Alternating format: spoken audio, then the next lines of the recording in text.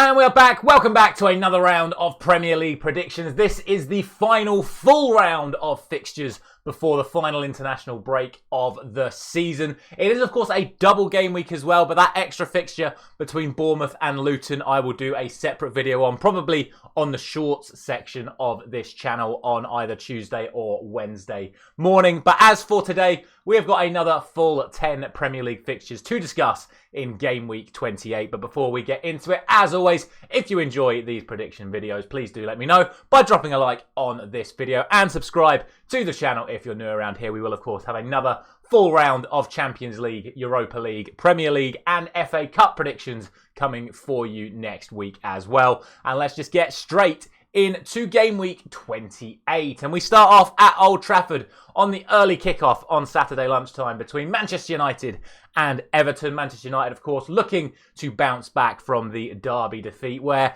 again, if you watched my reaction video, please feel free to check that out as well. I wasn't too disappointed with the actual performance, just a couple of individual moments that ended up costing us the game. So I'm still feeling pretty confident going into this one at home to Everton. Everton, of course, not playing very well at the moment. I think it's no wins for them in like 8 or 9 now. So at least they've got 4 points added back onto their points tally, because if they hadn't, then they'd be in real trouble right now. But again, at home, yes, United have struggled significantly since Højlund picked up his injury, but we've got to be beating teams like Everton at home. So I'm going to go for 2-1. I still think Everton will probably score. Our defensive injury crisis is still not looking very good at the moment. So I'd still think Everton might get themselves a goal. But ultimately, I think Manchester United should end up winning this one.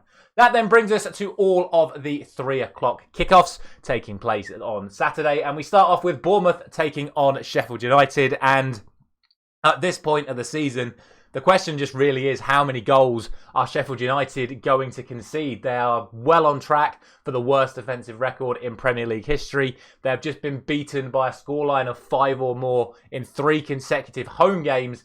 And now they're travelling away to a Bournemouth side, which we know are more than capable of scoring goals. I'm going to go for 3-0 to Bournemouth. But I mean, like I say, the way Sheffield are playing, it could be more. Sticking with the relegation battle, it is next up Crystal Palace taking on Luton Town. And unfortunately, as much as I want to see Luton do well, I think Crystal Palace under Glasner have shown real signs of improvement. And obviously, Eberechi Eze has come back into the side in the last couple of weeks as well, scoring a brilliant free kick against Spurs last time out. The good news in Luton's favour is they've now scored, I think it's in 14 consecutive Premier League games, which is a hell of an achievement for a side that wasn't hit to do anything this season. But ultimately, defensively, they've been shipping more and more goals recently. Yes, they've been playing City, United, Liverpool and Villa, but the gung-ho approach is being picked apart a little bit at the moment. And I think the way Palace have played since Glasner took over, they're going to capitalise as well. I'm going to go for 2-1 to Crystal Palace.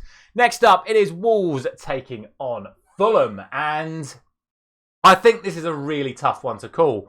Wolves recently haven't been at their best. It's been narrow 1-goal wins or sloppy draws, whereas Fulham, as we all know, won at Manchester United 2 weeks ago, won very convincingly at home last week. So they're definitely the side going into this one with, I think, more momentum than Wolves. But I still think Wolves have got the quality to hurt Fulham. So I'm going to go down the middle and I'm going to go for a 1-1 draw. The final game on Saturday sees Arsenal taking on Brentford.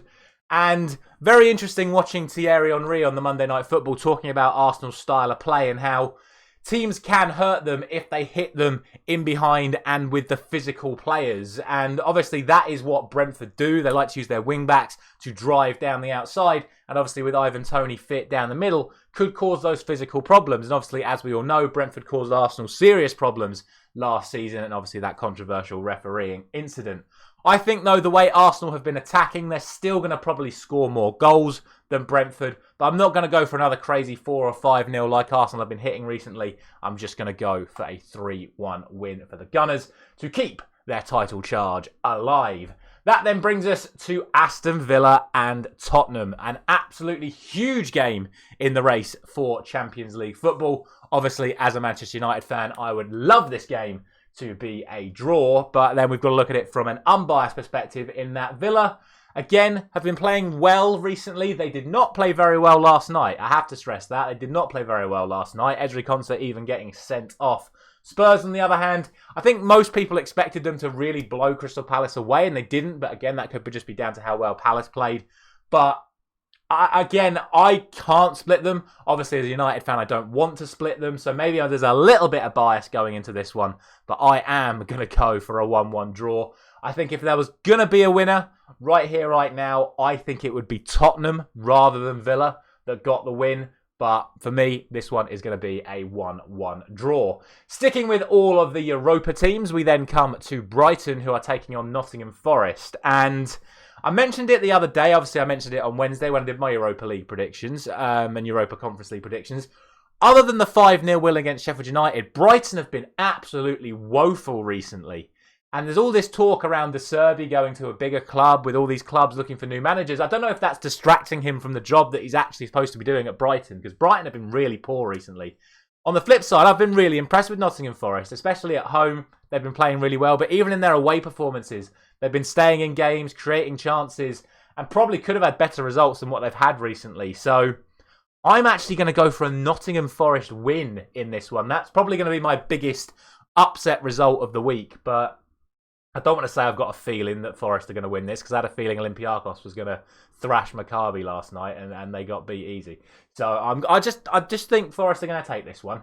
That then brings us to West Ham and Burnley. West Ham on the receiving end of a defeat to Freiburg last night. Slightly controversial penalty incident beyond added time in that one, which could have seen West Ham get an equaliser. But they take on Burnley, who again, just not playing very good football, Burnley. I think West Ham the last couple of weeks have been better. Yes, they'll be disappointed with their performance last night, but I would expect them to bounce back in this one. I'm just going to go for a 2-0 win to West Ham.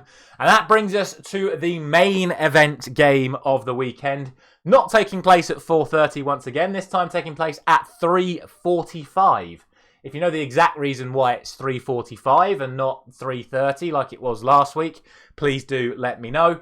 But it is Liverpool taking on Manchester City. Now, obviously, we all saw the record between Pep Guardiola at Anfield in the last week's game against Manchester United when they were talking about it. 5 defeats, 1 draw, 1 win, I think it was. So, real difficulties for Manchester City at Anfield in the Jurgen Klopp era. This is, of course, the final game for Jurgen Klopp against Manchester City, unless they end up meeting in the FA Cup at some point. But I just think you have to look at the way City have played recently, even with how well Liverpool have done with their injuries, and Salah's back, and Núñez should be fit, even though he went off with another slight knock last night.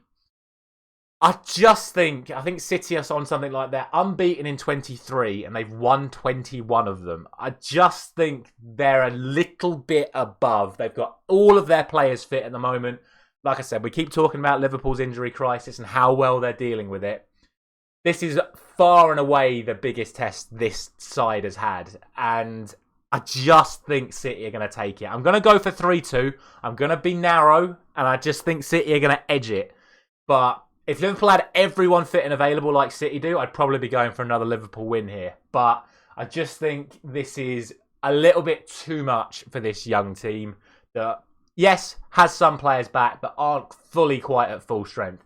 If it comes to Sunday and the likes of Szoboszlai back in the team, Salah's fully fit, Núñez is fully fit, you know, if Trent was available even from the bench, maybe, they'd probably have a lot more of a chance. But I just think City are going to be too strong for them. So I'm going to go for 3-2 to Manchester City. And then finally, the Monday Night Football sees Chelsea taking on Newcastle. And to be honest, I don't have anything extra to say about this fixture than I had about Chelsea's fixture last week and Newcastle's fixture last week. Newcastle have looked much better since a lot of their players have started coming back from injury. They're creating more chances, they're scoring more goals. Chelsea, on the other hand, I think I've actually been quite impressed with them offensively in recent games, but defensively, they've still not been at their absolute best. So I'm going to go for the exact same scoreline I went for Chelsea last week, and that was the exact scoreline that it was, and that was 2-2. So I'm going to go for 2-2 again. Back-to-back 2-2 draws for Chelsea is my prediction. And that is going to round off today's video. As always, let me know all of your thoughts down in the comment section below. Like I say, this is going to be a massive, massive week in the Premier League, both up and down the table. And then again, we've got our bonus video for Bournemouth against Luton coming at some point next week as well. Thank you very much for watching. As always, I will see you next time, probably for the Champions League predictions for next week, as I will be away and won't be able to do a Manchester United Everton reaction unless I come back late in the evening and we've lost, in which case I'll do a probably mad rant about losing to Everton. So if I see you there, I'll see you there. If not, I'll catch you in next week's predictions.